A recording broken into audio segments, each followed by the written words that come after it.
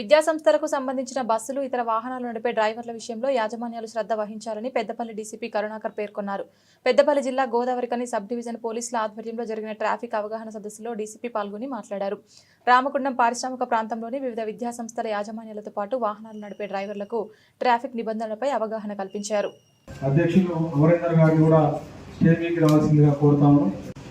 ఒక యజమానిగా, ఒక పాఠశాల యజమానులుగా మాట్లాడినప్పుడు మీరు పిల్లల్ని దించి మీరు ఇంటికి క్షేమంగా చేరిన తర్వాత కానీ కొంతమంది మా వార్త వినక, లేకపోతే వీళ్ళేంది చెప్పేది మాకు అన్ని తెలుసు అనే ఒక అంటే వాళ్ళు ఏమైనా డ్రింక్ చేసి ఉన్నారా, లేకపోతే ఆరోగ్యంగా ఉన్నారా, ఏమైనా ఇబ్బందిగా చూసాము ఒకసారి టౌన్ లో. సో మా బస్ ఇన్ఛార్జి కూడా మేము అలాగే ఇబ్బంది ఉందా, పర్ఫెక్ట్ గా ఉన్నాడా అనేది. సో కొంత ఒక డ్రైవర్ ఏం చేశాడు, మంది పిల్లలు పెద్ద బస్ అయితే వాళ్ళ ప్రాణాలన్నీ మీ చేతిలో ఉంటాయి. ఇన్స్ట్రక్షన్స్ కరెక్ట్ గా డ్రైవర్స్ కి ఇవ్వకపోతే వెహికల్స్ కరెక్ట్ గా మెయింటైన్ చేయకపోతే మాకు ఫిట్నెస్ వచ్చాయి కొత్త బస్సులు అయినప్పుడు. సో అవన్నీ ఎందుకు చేస్తున్నారు? ఒకటి బచ్పన్ స్కూల్ నుండి, నారాయణ స్కూల్ నుండి ఇంకో స్కూల్ నుండి దొరికితే వాళ్ళు దుర్గా పంపిస్తే వాళ్ళని ఇమీడియట్ గా ఉద్యోగం నుంచి తొలగించడం జరిగింది.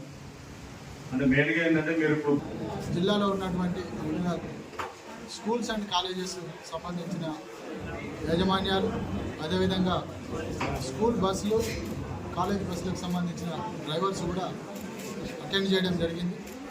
దీంట్లో వాళ్ళకి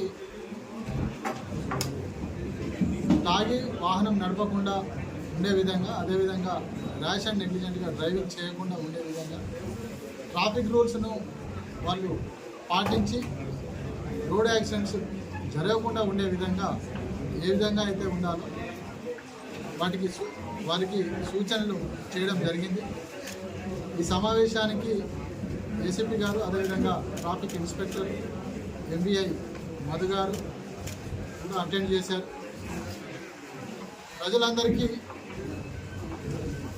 మాది ఒకటే విజ్ఞప్తి, ఎవరు కూడా తాగి వాహనాలు నడపద్దు, అదేవిధంగా డ్రైవింగ్ చేస్తున్నప్పుడు సెల్ ఫోన్ వాడద్దు, ఓవర్ స్పీడ్గా వెళ్ళొద్దు, వాళ్ళు సిగ్నల్ జంప్ కూడా చేయొద్దు.